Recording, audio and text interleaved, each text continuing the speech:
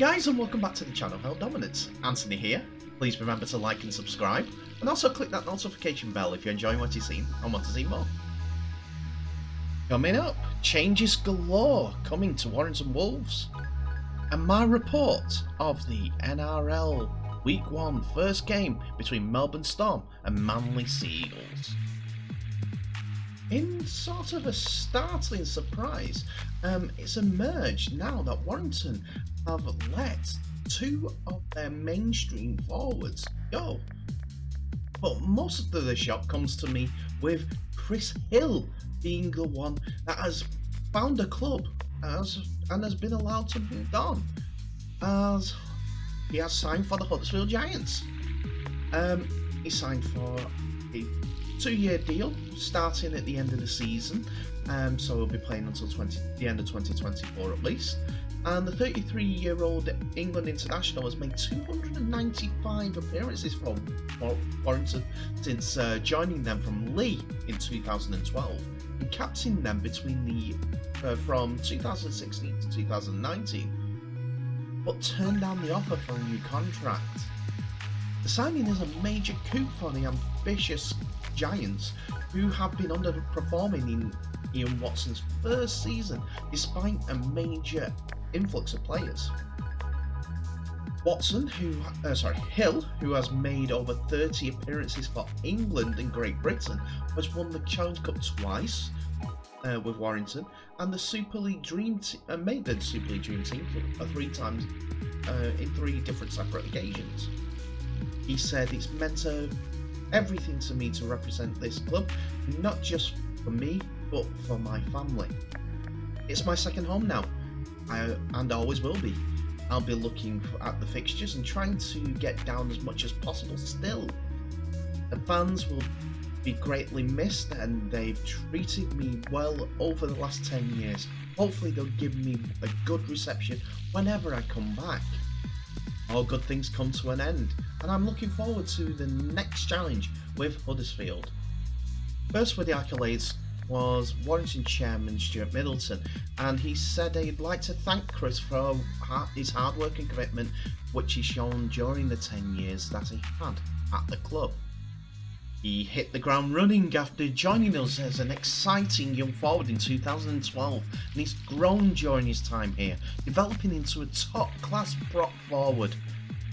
There have been so many fantastic memories, and I know how much it meant to him to captain the club for a number of years.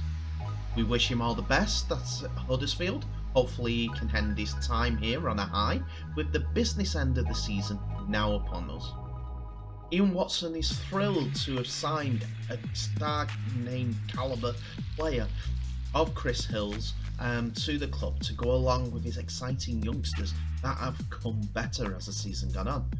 In his comments, Watson said, "He adds leadership to the group," Watson said. "He's been there and done it, won the Challenge Cup finals, played in grand finals, and played for England and Great Britain.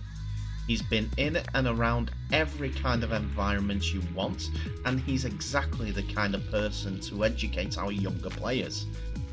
When he's with us, the younger players will see how he conducts himself and how he goes about things, and that's the kind of person, on and off the field, he is.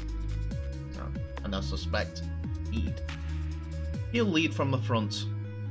He's probably one of the best front rowers in the competition this year, and he'll be looking to get into the World Cup squad, which will mean he's motivated to perform and lead the team on and off the field." Another player out the door at Warrington is Sitaleki Akawala, and he will be leaving the Warrington Wolves at the end of this season. Tongan Prop's contract was due to expire in November, and it has now been confirmed that he will not play a part in Darryl Powell's squad next year. Akawala joined the wire from Penrith Panthers ahead of the 2018 season and has made 67 appearances thus far, scoring 6 tries. His announcement of departure comes hot on the heels of the Hill departure for Huddersfield as well.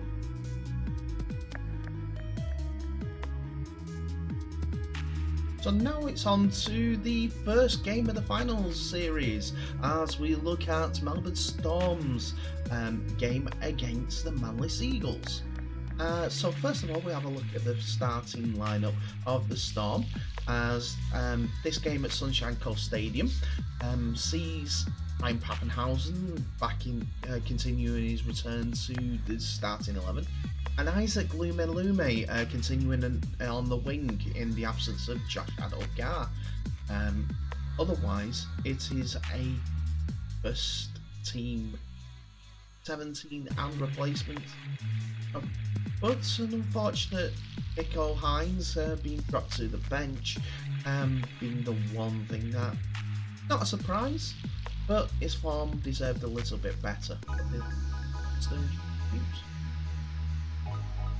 Can't use this finally. So Manly also is almost at full strength as they have one player missing as well, as Lachlan Croker's back injury has forced him to sit out this game. Ruben Garrick though is nearing record-breaking territory for his points bonanza this year. He's been fantastic with the kicks and he's also been chipping in for lots of tries.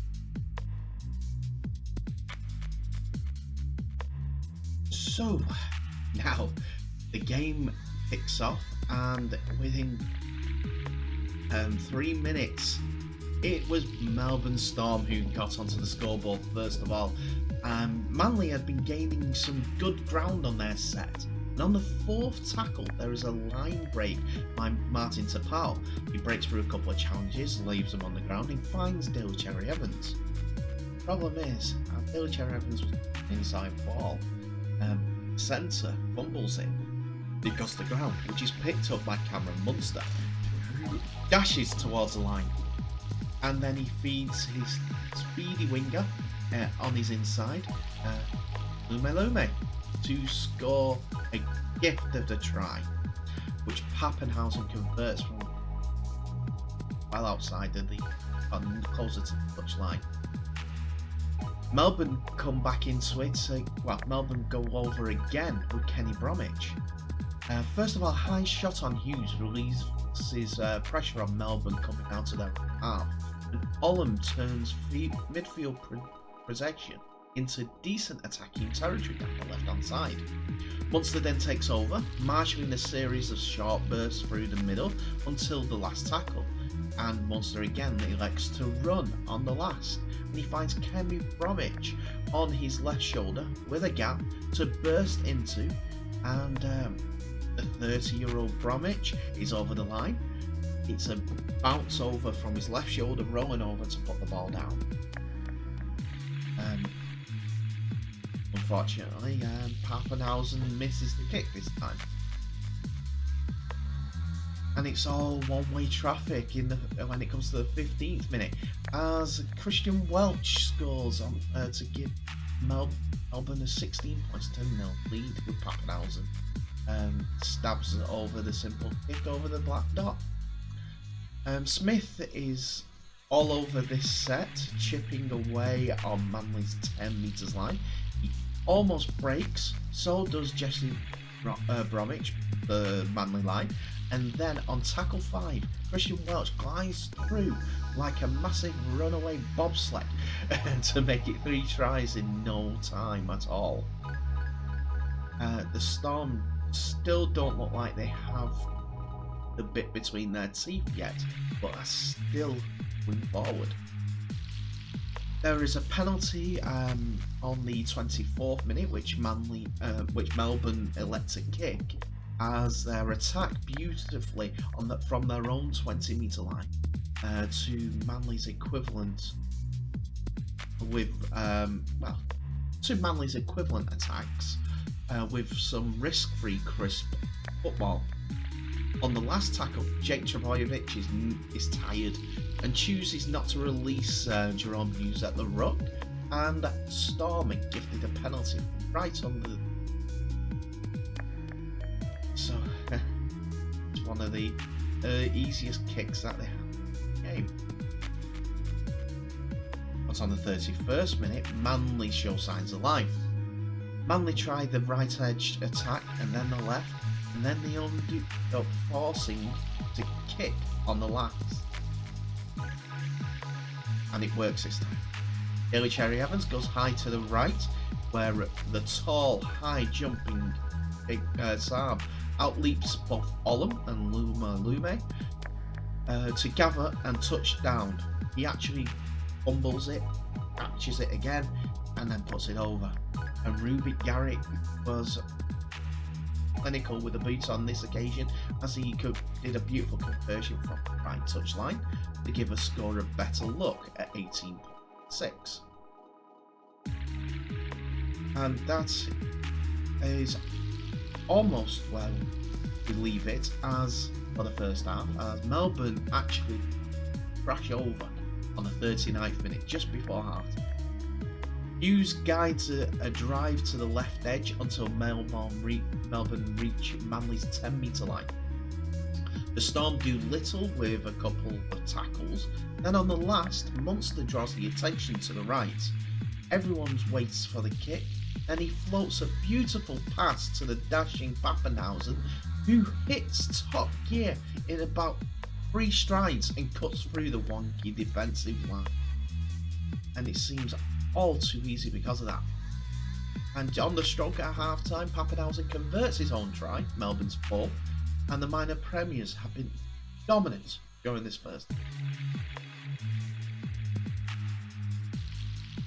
Into the second half we go, and it's not long before the scoring starts again.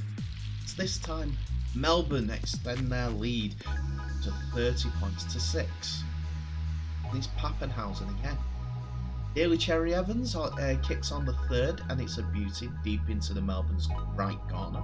Coincidentally, it's what Andrew Johns on the TV showing was imploring strategy to do. But for 4 tackles, the Melbourne Storms are penned down in their own half, deep in their own half. The ball goes left to Olam, who does a strong left-hand fend on the Harper and forces a mini break. Grant turns that into something much more exciting, with getting through the line a bit more. And then Pappenhausen takes over, and what he does is sways back, feints one way and the other with what looks like rubber legs, and wrong foots 2 Manly defenders and flops under the post. He sidestepped enough that he had to circle all the way around and put it down from the left side by the right hand post into the middle after a good break. And that's why Justin Olam is one of the people up for the Daly M medal. He's been fantastic. For the second time in 5 minutes, either side of half time, Pappenhausen's converted own try. And now a moment of quite brilliant interplay. If you haven't seen it yet, have a look on social media, it's all over. So, Melbourne attack with purpose, and Kafusi almost breaks through and offloads. The grubber to the corner is then dangerous, but overhits. Manly are desperate, and from the restart on the 20-metre line, Garrick decides to punt the ball miles downfield. Everyone's going, why even give the ball back so quickly? But, oh my goodness. Chasing the ball backwards towards his own line, Lume either panics and loses his footing or just slips over, and the gazelle-like Saab is on it like a flash to pick up the pieces of the Lume's fumble, pick up the ball and cross for the softest try you ever could imagine. But it's an 80-metre play in one kick chase. Garrick also adds the extras. It's a fantastic effort. Brilliant thinking.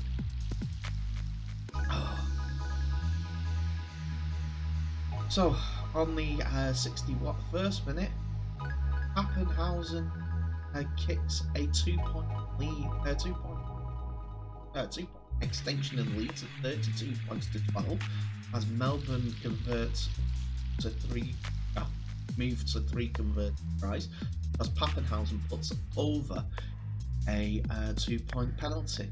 As Melbourne expand down the right, Jennings and Remy Smith combine well, then Munster straightens up to take Storm over the 10-metre line.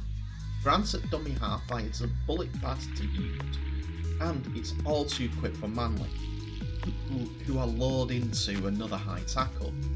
Tom Trbojevic this time, Pappenhausen, has added an extra points. But it's some game at this point, and the arm wrestle comes into it. Manly are manfully putting up an effort, and it takes until the 77th minute as the icing is put on the cake. Grant is in control with a full move, who finds Asaf Solomona on the burst 10 metres out, and the giant forward wrestles his arms free to find Olam on hand for the offload for an easy finish.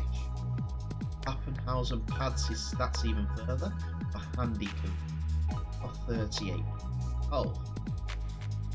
And we're coming to the end of the game, and Melbourne have forced their way up to the 35-metre line in Manly's half.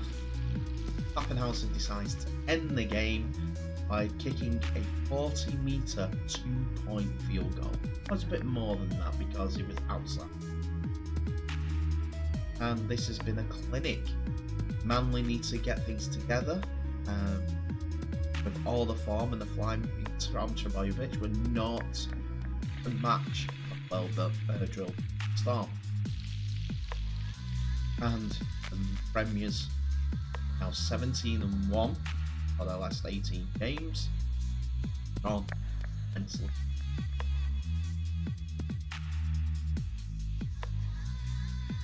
So that was a great game for Melbourne Storm, I must say, because they were completely overran. And the star player of the game was Brandon Smith. No two ways about it.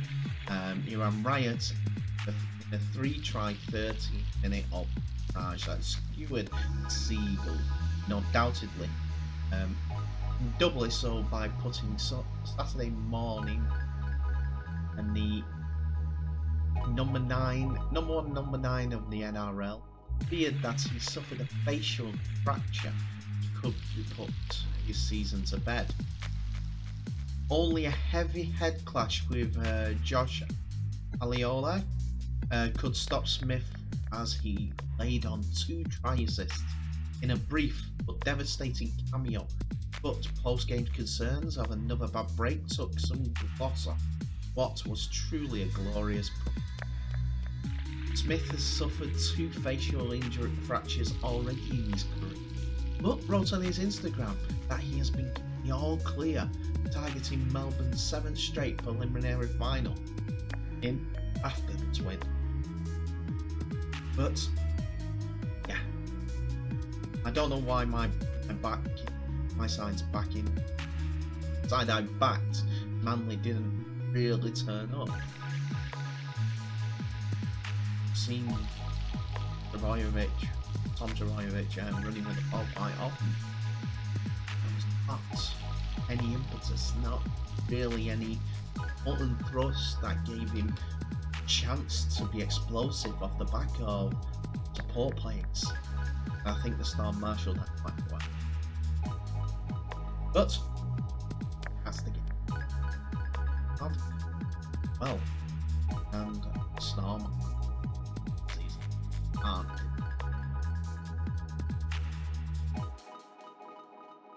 So that's it for another video, ladies and gentlemen. Thank you so much for watching. Please remember, like, subscribe and share the video worldwide. You see it on social media, share. We need to get this on. Doing massive. We can grow our sport.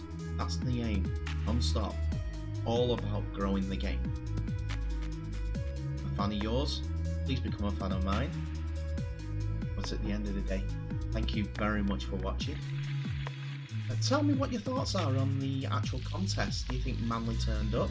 Because they have basically said to me, your pick's not going to do it. Not Manly. I'm wrong, so what? Oh well. Better team won. They were more clinical. What about the Chris Hill and the City Lecky Akupalas being released from Warrington? Are you surprised, Warrington fans? Some big units, and what's Daryl Powell going to do about the forwards? Yes, they've just signed Greg Minikin, outside back centre, as well as Peter Matautia, and also Oliver Holmes for their halfback pair. Sorry, their loose forward, I reckon. But he's a well. But anyway, tell me what your thoughts are. Are they going to be castle third in a nicer stadium? In the meantime, thank you very much for watching. All the best. Stay safe. Share this video worldwide. And I'll see you in the next video.